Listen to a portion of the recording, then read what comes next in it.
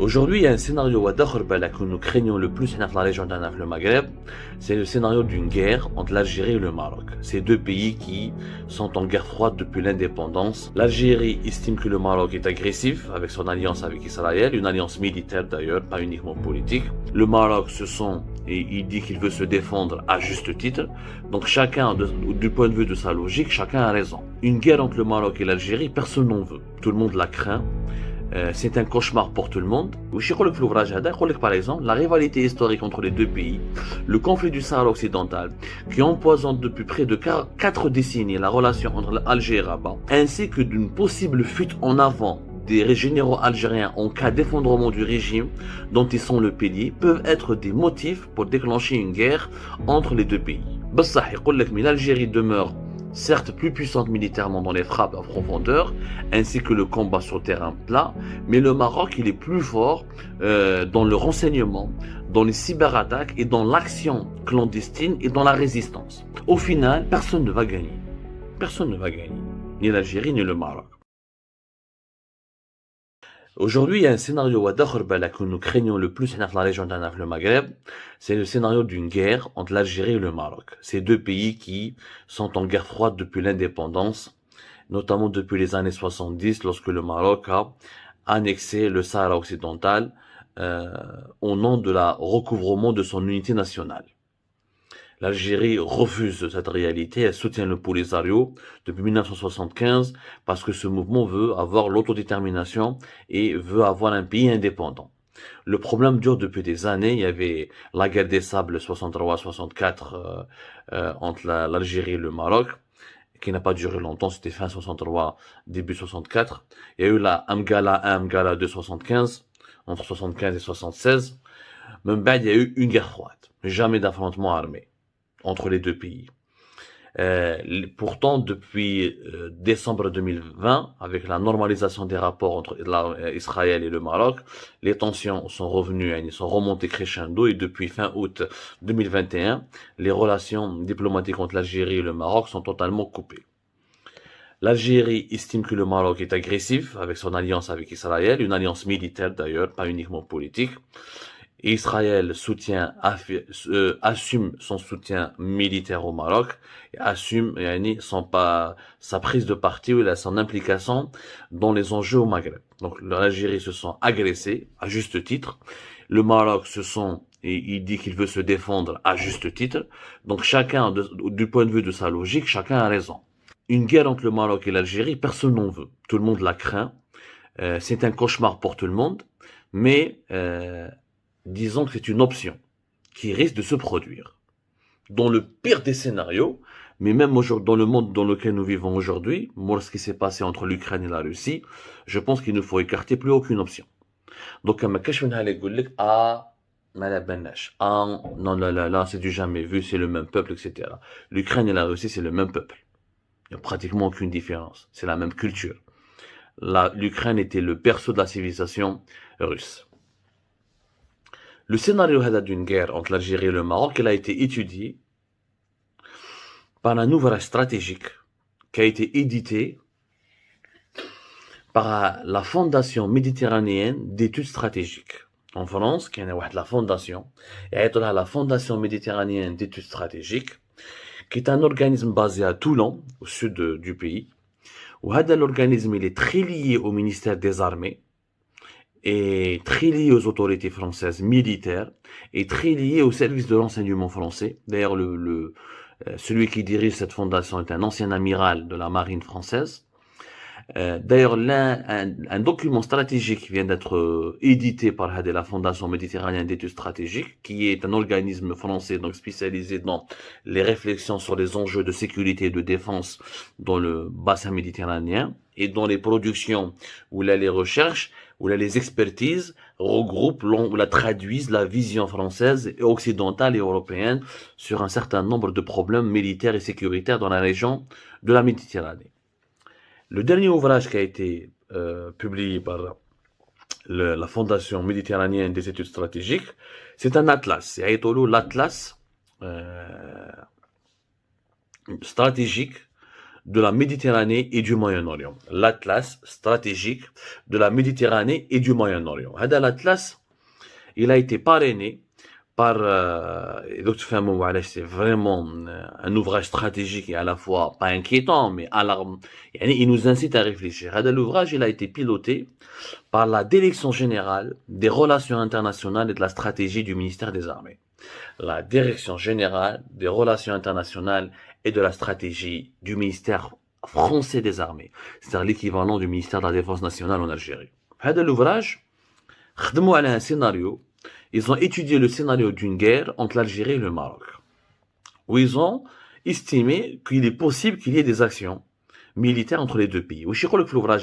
Par exemple, la rivalité historique entre les deux pays, le conflit du Sahara occidental, qui empoisonne depuis près de 4 décennies la relation entre l'Algérie et Rabat, ainsi que d'une possible fuite en avant des généraux algériens en cas d'effondrement du régime dont ils sont le pilier, peuvent être des motifs pour déclencher une guerre entre les deux pays. Et pour eux, le scénario d'une guerre, il est possible. Il est possible parce que le Sahara occidental n'a pas été réglé. Il est possible parce que si le régime algérien connaît une crise interne, il pourra être tenté à exporter les tensions internes vers l'extérieur du pays en instrumentalisant des tensions externes pour détourner l'attention sur ses problèmes internes. Donc il peut attaquer le Maroc. Il y a une rivalité historique. L'alliance du Maroc avec Israël peut provoquer des incidents. Le rapport Hada, plutôt l'ouvrage Hada, il y a des indices de tensions croissantes qui se sont multipliés entre l'Algérie et le Maroc depuis 2021. Bon, il y a plus de relations diplomatiques, il y a plus de rapports, les pays sont quasiment dans une situation de guerre, de fait. Et donc, juste pour le moment, la guerre, elle est froide. Il n'y a pas encore d'affrontement militaire, mais c'est une situation de forte tension depuis 2021. Il est possible d'avoir une confrontation armée. Du côté du Maroc, si le Maroc entre en guerre, il y aura Israël et les Émirats arabes unis qui seront de son côté, c'est sûr. Du côté de l'Algérie, la Russie va la soutenir et l'Iran aussi va la soutenir, mais cite pas la Chine. Mais, de son côté, l'Algérie pourrait bénéficier d'un soutien discret de la Russie et peut-être de l'Iran, sans implication directe de leur armée, car la Russie ne souhaite pas s'embourber et l'Iran ne souhaite pas disperser ses forces. Le Maroc pourrait bénéficier du renseignement et des capacités cybernétiques américaines et israéliennes très supérieures à celles de l'Algérie, de même que l'appui des drones suicides Harop israéliens. Vous voulez voir le Maroc, comment, s'il entre en guerre contre l'Algérie, voilà de quoi il va bénéficier. Du côté algérien, l'Algérie bénéficie d'une force aérienne beaucoup plus importante que celle du Maroc et que l'Algérie pourrait encercler le Maroc beaucoup plus facilement grâce à ses 6 sous-marins. On a 6 sous-marins en Algérie et grâce à ces navires de guerre qui sont beaucoup plus forts. On a une marine beaucoup plus développée que la marine royale marocaine. Tout l'ouvrage, un chapitre qui a été consacré à un scénario potentiel d'une guerre entre l'Algérie et le Maroc. L'ouvrage, le risque le plus élevé, s'il devrait y avoir des guerres prochainement dans la Méditerranée, la première région qui serait menacée, c'est le Maghreb, avec une guerre entre l'Algérie et le Maroc. Ils ont étudié toutes les possibilités. Le scénario, la guerre entre l'Algérie et le Maroc n'impliquera pas que l'Algérie et le Maroc. Elle va impliquer comme les alliés du Maroc et les alliés de l'Algérie. Israël, les États-Unis avec quelques pays européens, et les Émirats arabes unis, l'Algérie avec la Russie et l'Iran, et peut-être la Chine.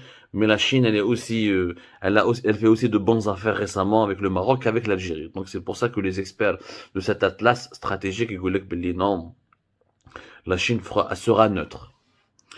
Ou j'ai en guise de conclusion, qui va gagner cette guerre? Est-ce que l'Algérie pourrait gagner la guerre? Est-ce que le Maroc pourrait gagner une guerre? Et en matière de dissuasion conventionnelle, c'est-à-dire au niveau des rapports de force, l'avantage est pour l'Algérie, qui détient des capacités supérieures en termes de frappe terrestre à longue distance. D'où les experts de ce tas qui ont rédigé ce document-là, l'Atlas stratégique de la Méditerranée et du Moyen-Orient, le reconnaissent. Mais l'Algérie demeure certes plus puissante militairement dans les frappes à profondeur, ainsi que le combat sur terrain plat, mais le Maroc, il est plus fort dans le renseignement, dans les cyberattaques et dans l'action clandestine et dans la résistance. C'est-à-dire que le Maroc n'est pas aussi armé que l'Algérie, mais le Maroc pourrait résister beaucoup plus, est-ce que l'Algérie peut résister beaucoup plus vaillamment ou là beaucoup plus durement à une attaque algérienne, et il risque d'avoir donc un enlisement et le conflit risque de durer. En conclusion, le Maroc n'a aucun intérêt militaire à une confrontation terrestre dans le sud et le Sahara occidental, où la supériorité algérienne pourrait s'exprimer facilement. S'il y a une guerre dans le sud et dans le Sahara, la supériorité algérienne, elle est là. Par contre, dans le nord, là où il y a les montagnes, etc., c'est favorable au Maroc, parce que ça lui permettra de faire des actions de sabotage, de la guérilla, une profondeur, ça lui donnera. Il a un type d'armement qui lui permettront il a des armes, il a des équipements militaires qui lui permettront de mieux résister et de mieux contrecarrer contre l'Algérie. Au final, personne ne va gagner. Personne ne va gagner. Ni l'Algérie, ni le Maroc.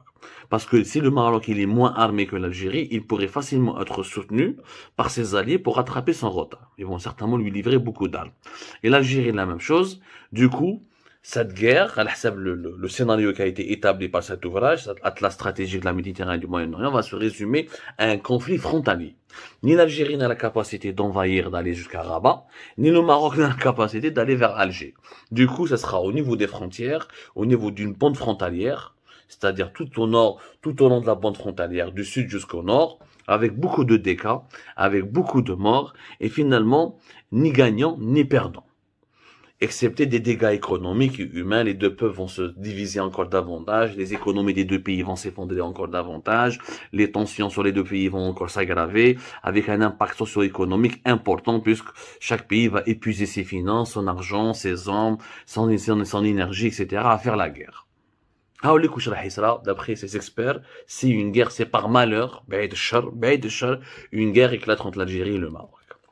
C'est pour vous dire, Yajma, que c'est vrai, c'est un scénario cauchemardesque. Mais l'objectif est de l'éviter à tout prix. Parce qu'on a essayé en Ukraine et en Russie, des gens n'ont pas, peut-être, moi je le pense, je suis d'accord avec les analystes et les experts qui disent que nous n'avons pas assez fait pour éviter la guerre. Il aurait fallu rassurer davantage la Russie concernant les relations troublantes entre l'Ukraine et l'OTAN. Cela ne justifie pas pour autant ce que la Russie a voulu faire en Ukraine à travers une invasion. Il est temps de tirer la leçon de ce qui se passe entre l'Ukraine et la Russie. Et la première leçon, il faut jamais se dire, il n'y aura jamais de guerre. Parce que quand les dirigeants d'un pays sont fous, ils perdent la tête, ils peuvent impliquer leur pays dans des actions inconsidérées ou dans des scénarios cauchemardesques. Les Russes, en guerre, Poutine جابهم في la guerre. Au Maroc et en Algérie, balak un roi, balak un prince, balak des généraux, on ne sait jamais, ils peuvent mener leur pays vers la dérive, on est dans une situation de guerre. Donc, ne jamais dire jamais. Quand on va prendre conscience de ce danger, on va tout faire pour l'éviter. Pour l'éviter, il faut dès maintenant que les deux pays arrêtent cette course à l'armement, que l'Algérie arrête d'acheter que des armes, que le Maroc arrête de s'allier avec Israël et d'autres pays qui peuvent menacer la sécurité de la région ou là, qui peuvent s'ingérer dans la sécurité, dans les affaires de la région, juste pour se réarmer encore davantage. La fin de la course de l'armement et la discussion franche et directe à travers les voies de la diplomatie officielle entre les deux pays pour régler les derniers différends, notamment le dossier du Sahara occidental. C'est la seule manière d'éviter une quelconque escalade. Elle va pas se produire. Demain, Inch'Allah, va pas se produire. Après-demain, elle risque de se produire. On ne sait pas quels sont le type des généraux, là, le type de dirigeants politiques ou la civile, algériens ou la marocains qui seront au pouvoir dans 4, 5 ou 6 ans. On n'est pas à l'abri d'un incident. L'histoire de l'Ukraine et de la Russie nous le prouve. C'est le scénario, la Fondation méditerranéenne des études stratégiques à Toulon, toujours en relation avec les directions les plus sensibles de la ministère français des armées. L'atlas stratégique sur la Méditerranée et le Moyen-Orient, il devrait nous inciter à réfléchir. Pour éviter la guerre, il faut faire la paix. Or, la paix n'a pas été encore faite entre le Maroc et l'Algérie. Tant que la paix n'a pas été accomplie, conclue, la guerre peut se déclarer. Une guerre de courte durée, mais même si on fait 3 jours de guerre, les conséquences seront très graves pour tout le Maghreb. Notamment d'une région fragile économiquement, de la sécheresse, problématiques socio-économiques, etc., pauvreté, misère sociale. Une guerre en plus, ça va être le cauchemar et le danger le plus يعني la menace la plus dangereuse pour la survie de notre région. C'est-à-dire de nos pays, que ce soit l'Algérie ou le Maroc. Il vaut mieux faire la paix maintenant, rapidement, et trouver des solutions aux problèmes sérieux le plus rapidement possible. Pour ne pas dire demain ou là après-demain, ah, on aurait pu éviter le pire. Pour éviter le pire, il faut construire le meilleur dès maintenant.